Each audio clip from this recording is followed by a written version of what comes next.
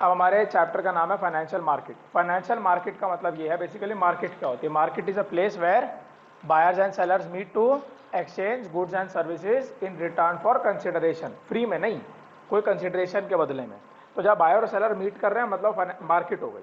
Financial market मतलब क्या हुआ, फाइनेंशियल एसेट्स की सेल और परचेज के लिए बायर्स मीट कर रहे हैं, बायर और सेलर, ठीक है। अब बेसिकली देखो एक इकोनॉमी में क्या होता है, हाउस होल्ड है, हाउस होल्ड अपने सरप्लस फंड्स कहाँ डिपॉजिट करता है, बैंक में। और बिजनेस फर्म्स जो लोन लेती हैं उसके ऊपर पैसा कैसे देती है, बैंक को, ठीक है। अब जो सेवर्स हैं, मैंने बैंक में आरडी कराई है, एफडी कराई है, मेरा बैंक में पैसा पड़ा है, तो मैं हाउस होल्ड हूं। मैं इन्वेस्टमेंट कर रहा हूं इक्विटी शेयर्स डिबेंचर्स में, तो मैं सेवर हूं। ये दो डिफरेंट हैं। ये दोनों ही बिजनेस फर्म का पार्ट वैसे हो भी सकता है, नहीं, ये तो नहीं है बिजनेस फर्म का पार्ट, ये हो सकता है नहीं भी हो सकता, ठीक है। बिजनेस फर्म भी तो, हाँ, तो बिजनेस फर्म भी तो बैंक में रखवाता है ना, बैंक को देता हो पैसा। अब सेवर अपने जो सरप्लस फंड है, हाउस होल्ड अपने सरप्लस फंड बैंक को देता है, बैंक उसमें से बिजनेस फर्म को लोन एडवांस करता है। पर जो सेवर है वो अपने सरप्लस फंड कहाँ पे देता है, फाइनेंशियल मार्केट में। और वो फाइनेंशियल मार्केट किसको देता है, इन्वेस्टर, ठीक है। Financial market as act as a link between saver and investor. Financial market allocates funds, financial market के पास टेक्निकली बैंक से मुकाबले में ज्यादा पैसा होता है, बहुत ज्यादा। आप फाइनेंशियल मार्केट की वर्थ देखिए, बहुत ज्यादा है, ठीक है। हाँ बिल्कुल, और इवन बैंक भी मैं कहूंगा फाइनेंशियल मार्केट का ही हिस्सा होते हैं, ठीक है। क्योंकि जो डीमैट वगैरह अकाउंट्स होते हैं बैंक के थ्रू ही खुलते हैं, तो बैंक भी फाइनेंशियल मार्केट का एक हिस्सा है। हमारा दुनिया फाइनेंशियल मार्केट से ही चल रही है, बैंक से नहीं चलती मार्केट, मतलब दुनिया। अब फाइनेंशियल मार्केट एलोकेट फंड करती है for investment into most productive opportunity. Financial market का काम है जो इतना सारा पैसा सेवर ने दिया है उसे ऐसी जगह पे इन्वेस्टमेंट में लगाना जहां से ज्यादा रिटर्न्स है, ठीक है। ये जो फंड की एलोकेशन होती है उसे बोलते हैं फाइनेंशियल इंटरमीडिएशन। बोलना नहीं चाहिए दलाली, हिंदी में दलाली बोलते हैं ऐसे, बिचौलिया, जो बीच में रह के चीजें को मैनेज कर रहा है, जो यहां से लेके एलोकेट कर रहा है, तो फाइनेंशियल दलाल, ठीक है। वैसे गलत वर्ड है, ये बच्चे नहीं बैठे इसलिए यूज कर रहा हूं, पर 12वीं क्लास के लिए तो यूज कर सकते हैं, कोई दिक्कत नहीं है। एनीवेज, अब ये जो एलोकेशन ऑफ फंड्स होती है, ये जब होती है तो उससे क्या होता है, rate of return to households को ज्यादा मिलता है, क्योंकि बिजनेस फर्म जो है वो इन्वेस्टर इन्वेस्ट किस में करेगा, बिजनेस फर्म के अंदर। बिजनेस फर्म के अंदर ज्यादा पैसा आएगा तो वो बैंक भी उससे ज्यादा चार्ज करेगा और बैंक को ज्यादा दे सकती है। बैंक के पास ज्यादा पैसा आएगा तो वो अट्रैक्टिव रेट ऑफ रिटर्न दे सकता है हाउस होल्ड को, ठीक है। तो ये सब फंक्शन करने के लिए बिजनेस फर्म का सही स्ट्रैटेजीज, जो हमने इससे पहले वाले चैप्टर में फाइनेंशियल मैनेजमेंट करना बहुत जरूरी है बिजनेस फर्म्स का। क्योंकि अगर फाइनेंशियल मैनेजमेंट बिजनेस फर्म ने गलत करी तो फर्म्स जैसे हमारी देखो, इंडिया में एयरलाइंस की हालत देखो क्या खत्म होती जा रही है। तो हाउस होल्ड के पास पैसा कहां से आएगा, हाउस होल्ड के पास पैसा क्यों नहीं आएगा, क्योंकि बैंक के पास पैसा नहीं आ रहा। तो हाउस होल्ड के पास कहां से आएगा भाई, बैंक अपना रेट ऑफ रिटर्न कम कर देगा, ठीक है। और दूसरा, scarce resources are allocated to firms which have highest productivity. To be very honest, बोलने की बातें ऐसा होता नहीं है, बट जो रिसोर्सेज हैं फाइनेंशियल इंटरमीडिएशन के थ्रू उन्हें बेस्ट यूज में डाला जाता है। बट अब मेरा सवाल है, अगर बेस्ट यूज में डाला था तो इतने फ्रॉड और स्कैम कैसे हो रहे हैं, चिट फंड स्कैम हो रहे हैं, हाउसिंग सोसाइटी स्कैम हो रहे हैं, जब वो प्रोडक्टिव है तो फिर स्कैम कैसे हो रहा है। तो थोड़ा बुकिश बातें हैं, तो खैर कोई बात नहीं, बट अब करनी तो पड़ेगी। अच्छा जी, अब नेक्स्ट आते हैं फंक्शंस। किसके फंक्शंस, फाइनेंशियल मार्केट के। मैंने ये लिखा है इंपॉर्टेंट, बहुत जरूरी है ये, ठीक है। एनलिस्ट यानी 3 फंक्शन, या फिर एक फंक्शन को एक्सप्लेन करो 2 नंबर में। ये वाला 2 बार आया हुआ है। पहला फंक्शन है मोबिलाइजेशन। मोबाइल मतलब क्या होता है, जो हिल सकता है। लोग बोलते से कॉल कर सकते हैं, नहीं तो फिर लैंडलाइन क्यों नहीं बोलते उसे। मोबाइल और लैंडलाइन में फर्क ही है, mobile mean something that is movable. तो मोबिलाइजेशन, सेविंग को मूव करना और चैनलिंग देम, सही रस्तों पे भेजना into their most productive uses. Financial market facilitates transfer of savings from savers to investor. Saver से इन्वेस्टर के बीच में वो धक्का देते हैं सेविंग्स को। सेवर्स के पास क्या होती है? चॉइस, उन्हें कहाँ इन्वेस्टमेंट करनी है। एंड चैनलाइज सरप्लस, किसका सरप्लस? सेवर का, इन्वेस्टर का? सेवर का। हाँ, बिल्कुल। दूसरा है facilitating price discovery. Price discovery मतलब क्या होता है? प्राइस एस्टैब्लिश करना किसी चीज का, एक तरह से कह लो एमआरपी सेट करना। तो आप किसी चीज का प्राइस कैसे सेट कर सकते हैं एक फ्री मार्केट में? नहीं, डिमांड और सप्लाई को देख। ठीक है, देखो कॉस्ट तो बेसिक हो गया कि वो तो उतना तो होगा ही, बट डिमांड सप्लाई को देख के ही आप प्राइस सेट कर सकते हैं। अदरवाइज आपको कॉस्ट से भी कम प्राइस सेट करना पड़ेगा। डिमांड सप्लाई, तो फाइनेंशियल मार्केट में डिमांड कौन कर रहा है? Demand business firm, investor. Supply कौन कर रहा है? फंड्स, सेवर और हाउस होल्ड। ठीक है, जब ये दोनों इंटरैक्ट करेंगे इक्विलिब्रियम एस्टैब्लिश होगा। डिमांड सप्लाई जब मीट करेंगे, इनकी इंटरैक्शन होगी तो क्या एस्टैब्लिश होगा? प्राइस। किसका प्राइस? फाइनेंशियल एसेट का। मार्केट में क्या ट्रेड होता है? Financial asset. फाइनेंशियल मार्केट में शेयर, डिबेंचर, बॉन्ड्स, सारी सिक्योरिटीज। ठीक है, तो दूसरा पॉइंट है फैसिलिटेट्स प्राइस। ये 2 बार बोर्ड्स में आ चुका है एक्सप्लेन करने के लिए। 2 नंबर में आया था, एक आया था 2019 में और एक शायद 16-17 के सैंपल पेपर में आया था। ठीक है, तो अब जहां तक मेरी गट फीलिंग कहती है ये अलग से देंगे, क्योंकि बच्चे क्या है पहले 4 लर्न कर जाते हैं कि आ गए तो 4 कर लेंगे, वो 5वां देते हैं एक्सप्लेन करो इसे, तो सारे करने पड़ेंगे। ठीक है, नेक्स्ट लिखो। Third, providing liquidity to financial assets. अच्छा, फाइनेंशियल मार्केट का मैंने मीनिंग लिख रखा है, financial market is a market for exchange and creation of financial assets. Creation of financial asset क्या है? आप बना थोड़ी, पैदा थोड़ी कर सकते हो। अब 2 सिचुएशन, पहला जब सबसे पहली बार इशू हो रहा है, दूसरा ऑलरेडी इशूड है उसमें एक सेल परचेज चल रही है, तो वो तो एक्सचेंज हुआ ना। अगर आपसे कोई पूछे what do you mean by creation of financial asset, तो आप बोलेंगे creation of financial asset can take place in 2 forms, either in the form of initial issue और they are already there, they are being sold और purchased. तो creation कैसे हुई? क्योंकि वापस क्रिएट हो रही है ना वो चीज। अगर मैं अपने शेयर आपको दे रहा हूं, फिर आपके प्राइस बढ़ रहे हैं, कम हो रहे हैं, एक्सचेंज भी बोल सकते हैं उसे, एक्सचेंज भी बोल सकते हैं। हाँ, नहीं एक्सचेंज भी बोल सकते हैं। खरीद लिया तो आप जो आप शायद बोलने की कोशिश कर रहे हो कि एक बार खरीद लिया तो it's of the financial market यार, बट नहीं, फाइनेंस नहीं। जैसे अब फॉर एग्जांपल एक नई कंपनी है, उसने इशू करे तो वो इनिशियल इशू में आ गया। अब इनिशियल इशू हो चुका है, उसके बाद मैं खरीद रहा हूं और तो क्रिएशन का तो हिस्सा हुआ वो। जब मैं बेचूंगा तो वो एक्सचेंज हुआ ना। परचेज एक्सचेंज कैसे हो सकती है? फिर तो इनिशियल इशू की एक्सचेंज हो गई। इनिशियल इशू होता है, फॉर एग्जांपल श्लोक इंस्टीट्यूट अपने शेयर इशू करे, इनिशियल इशू आईपीओ, बट 3 साल बाद तुझे पता लगे ओ श्लोक इंस्टीट्यूट नाम की भी जगह है, चलो मैं उसका शेयर खरीदता हूँ। What do you call this? Exchange थोड़ी है, ये भी तो क्रिएशन है ना। हाँ, बट वो किसी ने अभी तक खरीदा नहीं है, तू खरीद रहा है, तू खरीद रहा है पहली बार मेरे से। हाँ, इनिशियल इशू हो चुका है बट अभी तक वो अनसोल्ड पड़े हैं ना, तो एक्सचेंज कहां से हुआ? हाँ, अगर आप किसी ब्रोकर से परचेज कर रहे हैं तो वो एक्सचेंज हुआ, आप अपने शेयर किसी को बेच रहे हैं तो वो एक्सचेंज हुआ। ठीक है, तो फाइनेंशियल मार्केट में एक्सचेंज और क्रिएशन होती है। और जब भी कोई आपसे पूछे फाइनेंशियल एसेट्स का एग्जांपल दो, शेयर, डिबेंचर, बॉन्ड, ये सारे फाइनेंशियल एसेट्स के अलग अलग फॉर्म्स हैं।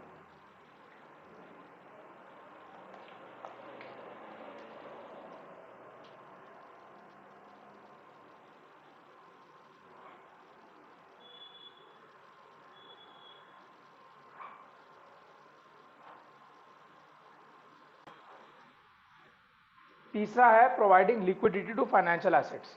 Liquidity is often misunderstood as a word in commerce. Liquidity मतलब क्या होता है? जो लिक्विड है, जो लिक्विड मतलब जो इजीली कैश में कन्वर्ट हो जाए, ये आधी स्टेटमेंट है, पूरी स्टेटमेंट क्या है? Without reduction in its value. अब मैं आपको देखो, कैश में तो कोई भी चीज कन्वर्ट हो सकती है, बोलना नहीं चाहिए, बट एक इंसान को आप कैश में कन्वर्ट कर सकते हो विद इन मिनट्स, है ना? तो आप ये बोल सकते हैं इंसान लिक्विड है? नहीं, विदाउट रिडक्शन इन वैल्यू। अब लैंड है, सबसे ज्यादा कैश ही लैंड से आ सकता है आपके पास। एक हाउस होल्ड की अगर मैं बात करूं तो अब लैंड लिक्विड है मतलब? नहीं, आज बेचो रिडक्शन इन वैल्यू होगी। बट आपके पास bills payable, bills receivable, cash at bank, cash in hand, ये लिक्विड होते हैं। तो बेसिकली फाइनेंशियल मार्केट्स के थ्रू जो फाइनेंशियल एसेट है, they can be easily converted into cash whenever required. Financial market में जो होल्डर्स हैं, किसके होल्डर? सिक्योरिटीज, शेयर वर्ड मत यूज करो, फाइनेंशियल एसेट है, सिक्योरिटी यूज करो। होल्डर हैं वो इजीली सेल कर सकते हैं अपना फाइनेंशियल एसेट और उसे कन्वर्ट करा सकते हैं कैश में, ठीक है? चौथा है reducing the cost of transaction. Financial market provides valuable information about securities. हमें लगता है मार्केट का मतलब सिर्फ एक जगह जहां एक्सचेंज और परचेज सेल हो रही है, नहीं। अरे मार्केट में लोग मिलेंगे, इंटरैक्ट करेंगे, बात करेंगे, व्यूज एक्सचेंज करेंगे, है ना? तो अब आपके पास अगर इंफॉर्मेशन है तो आपका क्या क्या सेव होगा? Time, effort, money. Therefore financial market एक कॉमन प्लेटफॉर्म है जहां पे बायर और सेलर मीट करते हैं to fulfil their needs, like any other market. Buyer seller meet, fulfill their needs with respect to some consideration, और वो consideration यहाँ पे फाइनेंशियल एसेट है। उनकी नीड क्या है? फाइनेंशियल एसेट लेना है, कैश लेना, दोनों में से एक। तो ये चार function very important financial markets के। मैं रिपीट कर रहा हूं, जो मैंने अंडरलाइन किया है ये आपको एज इट इज लर्न करना है। इसको अपनी भाषा में लिखने की कोशिश, मैं हर बार ये बोलता हूं, मत करना। अंदर का जो कंटेंट है वो फिर भी अपनी भाषा में लिख देना, पर जो ऊपर वाला ये है इसे मत लिखना। पेपर में अगर किस्मत अच्छी और क्वेश्चन डायरेक्टली आता है, एनलिस्ट या write the roles of financial market, सबसे पहले क्या करना है बताओ? एक बादल बनाना है। Yes, functions of financial market, ऐसे कर करके चार लिखने, उसके बाद नीचे वापस चार लिखने इस फॉर्म में, और एक एक पॉइंट सबका जितना मर्जी मार्क का क्वेश्चन है, 2 मार्क का भी हो तो भी करना है। और मैंने वैसे ट्रिक बताई थी, जहां से पेपर स्टार्ट करो वहां से करना शुरू करना है। मतलब आपके आंसर शीट के पहले 4 पेजेस में तो ये होने ही चाहिए। हाँ, और अलग अलग फॉर्म्स, यही नहीं सिर्फ ट्राइंगल बना दिया, स्क्वायर बना दिया, स्टिक, मैंने बताया था चीज पहले भी। पहले 4 पेज में तो होनी चाहिए, उसके बाद चाहे मत बनाओ, पहले 4 पेज में बनानी, ठीक है? तो ये चीज ध्यान रखो।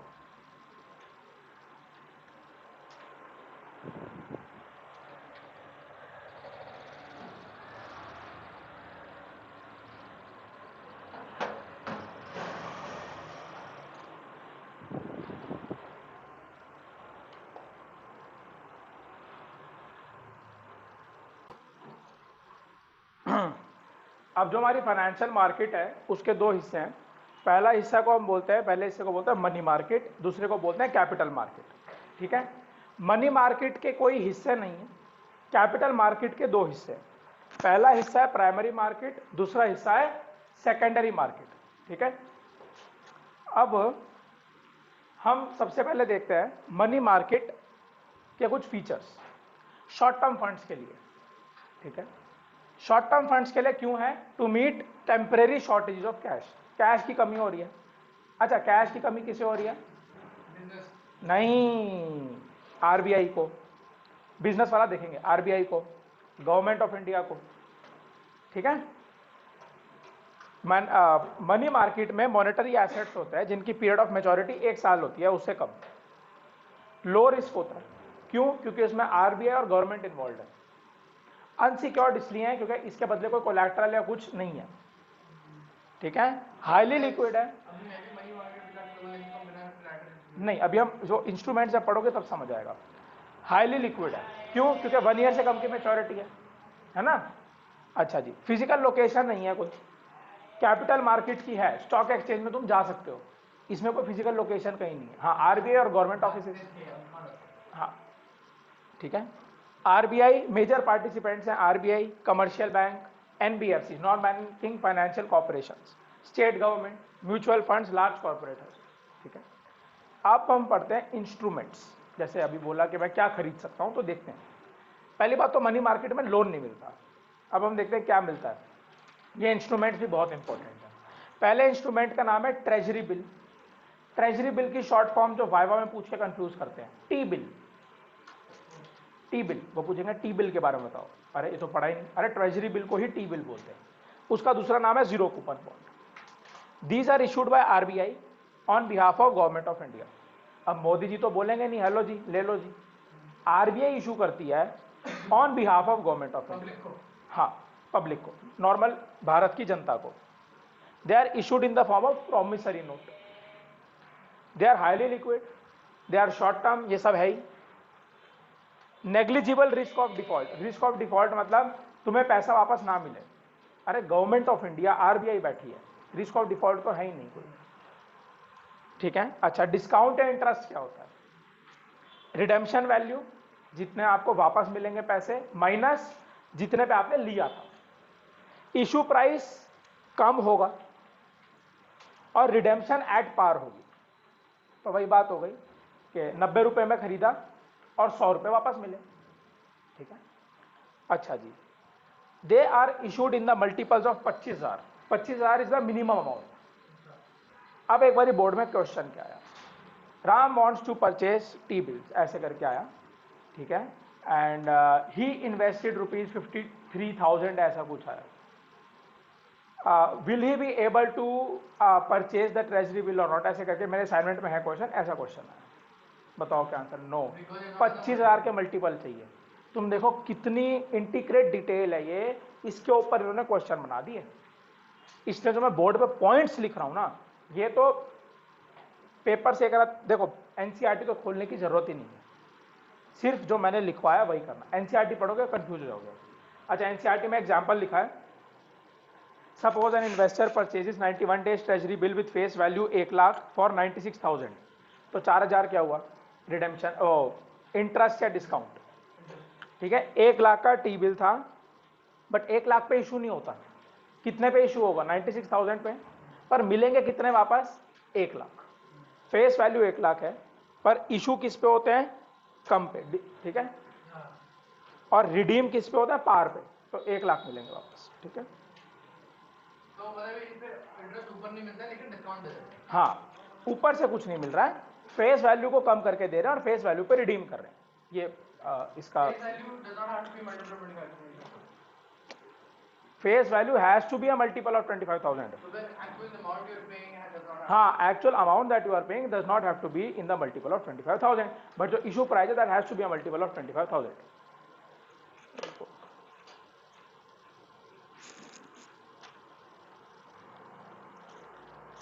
तो होगा फिर आज के लिए तो साइड लो।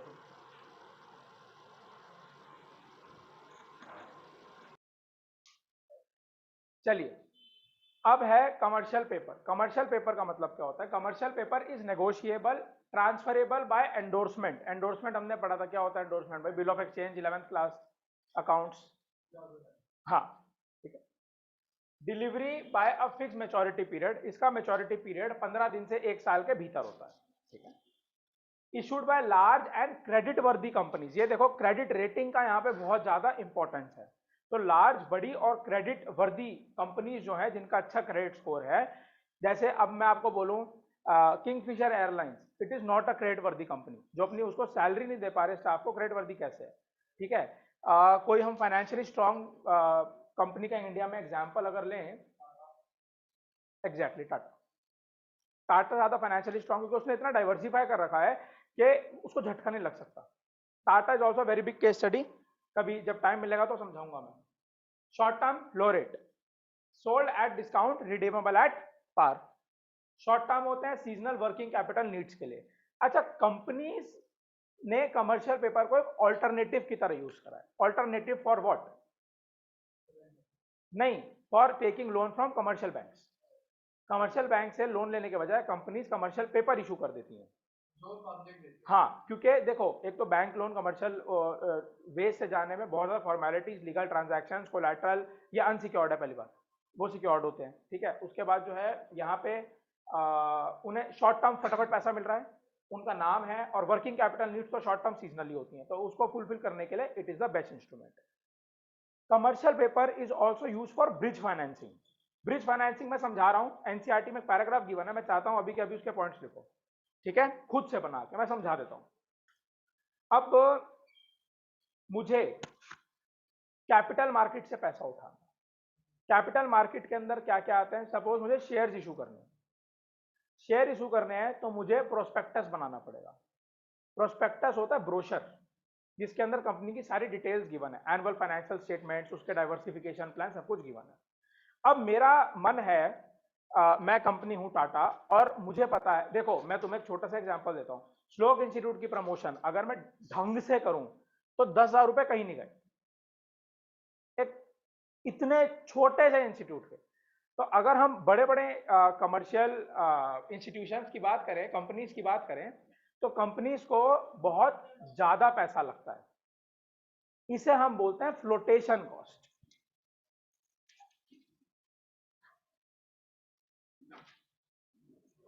प्रोस्पेक्टस इशू करना, एडवर्टाइजमेंट कॉन्स्टेंटली देना, भाई साहब आप पढ़ क्यों नहीं रहे हो? नहीं, ठीक है, तो कॉन्स्टेंटली इसमें पैसा लगता है, तो उसे बोलते हैं एडवर्टीजमेंट कॉस्ट को नहीं, इशुएंस कॉस्ट को, जो आपको शेयर और वो इशू करने में जो कॉस्ट लगती है, प्रोस्पेक्टस बनाना, डिस्ट्रीब्यूशन कराना, अलग अलग सोर्सेज, ब्रोकर्स को देना, अंडरराइटिंग कमीशन देना, फ्लोटेशन कॉस्ट। हाँ, एक तरह से वही हो गई कि शेयर को एडवर्ट लोगों तक पहुंचाने, हाँ उसे फ्लोटेशन कॉस्ट। हाँ, तो अब फ्लोटेशन कॉस्ट बहुत ज्यादा होती है, बहुत ही ज्यादा होती है फ्लोटेशन कॉस्ट। अब इस फ्लोटेशन कॉस्ट को कैसे मीट करें? फ्लोटेशन कॉस्ट को मीट करने के लिए कमर्शियल पेपर इशू करते हैं। तो तुम थोड़ा सा कॉम्प्लेक्स है बट समझो, कमर्शियल पेपर इशू करा, पैसे आए, उसे फ्लोटेशन कॉस्ट की तरह यूज किया ताकि ज्यादा बड़े शेयर इशू कर सके, ज्यादा पैसे आए, और फिर जब वो ज्यादा आ जाएंगे उसमें से इनको दे देंगे। तो ब्रिज फाइन, ये तो एक तरह से कमर्शियल पेपर एक ब्रिज है, कमर्शियल ब्रिज है किसके बीच में? इन्वेस्टर जो सेवर है और जो मुझे इशू करने शेयर। तो कमर्शियल पेपर को मैं ब्रिज की तरह यूज कर रहा हूं, जिसको यूज करके मैं अपने शेयर इशू कर सकता हूं। तो ब्रिज फाइनेंसिंग तब होती है जब मेरा लार्जर गोल हो शेयर और डिवेंचर इशू करना करोड़ों में, तो मैं कमर्शियल पेपर फटाफट इशू करके लोगों से पैसा लेके शेयर को वो करूंगा, एडवर्टाइज करूंगा, बनाऊंगा प्रोस्पेक्टस वगैरह, और उसके बाद फाइनली मैं फिर शेयर्स को इशू करूंगा और मेरे पास बहुत सारा पैसा आ जाएगा और फिर मैं रात को मजे से सो जाऊंगा। ठीक है, समझ आई? तो it is a big chain, समझो इस चीज को। फ्लोटेशन कॉस्ट लिखो, और अच्छा, और फ्लोटेशन कॉस्ट में ब्रोकरेज, अंडरराइटर्स, अंडरराइटर्स क्या होता है पता है? अबे चल, इंग्लिश का लिटरल मीनिंग नहीं अंडरराइटर्स, अंडरराइटर्स का मीनिंग बेसिकली क्या होता है? फॉर एग्जांपल मेरे अब तुम्हें वही, अब तुमने पता नहीं 11th में ढंग से नहीं पढ़ा होगा बीएसटी, पर 11th की बीएसटी का टॉपिक है मेमोरेंडम ऑफ एसोसिएशन और आर्टिकल्स ऑफ एसोसिएशन। उसमें लिखा होता है what is the maximum paid up share capital, authorised capital कितनी है। हर कंपनी की एक ऑथोराइज्ड कैपिटल होती है, मेरी ऑथोराइज्ड कैपिटल है 1 करोड़, ठीक है, मैंने इशू करा, 1 करोड़ से ऊपर मैं नहीं कर सकता, अलाउड नहीं करना, मैंने इशू करा 90 लाख, 90% सब्सक्रिप्शन कंपलसरी है, 90 लाख का 90% कितना हुआ? 81 लैक्स। अगर 81 लाख सब्सक्रिप्शन नहीं आती मेरे पास तो खत्म, आप नहीं कर सकते वो। अब सपोज अब नहीं, अपने अपने वही ना, अब 70 लाख आ गए, बाकी 11 लाख कहां से आएंगे? अब कुछ लोग होते हैं मार्केट में घूम रहे होते हैं जो बोलते हैं जी हम खरीद लेते तुम्हारे 11 लाख दे दो कमीशन पे। अब उन्हें 90% वाला टारगेट मीट करना है तो वो दे देंगे उन्हें, तो वो उन्हें दे देते हैं और उन्हें बोलते हैं अंडर राइटर्स। हाँ, और ब्रोकर अलग चीज होती है, ये चीज समझो। ब्रोकर अंडर राइटर होता है तो तुम्हें मुसीबत के टाइम पे 11 लाख खरीद लेगा, ब्रोकर वो होता है जो एक्चुअली खरीदना चाहता है, ब्रोकर खरीदना चाहता है और वो आगे बेच देगा। अंडरराइटर का काम है वो खरीद के कम अंडरराइटर का काम अर्जेंसी के उसको, हाँ, अर्जेंसी अर्जेंट बेसिस पे प्रॉब्लम के टाइम पे अंडरराइटर काम आएगा मिनिमम सब्सक्रिप्शन को मीट करने के लिए। अदरवाइज जो नॉर्मली तुम्हारे शेयर खरीद के लोगों को बेच रहे हैं, they are called as brokers.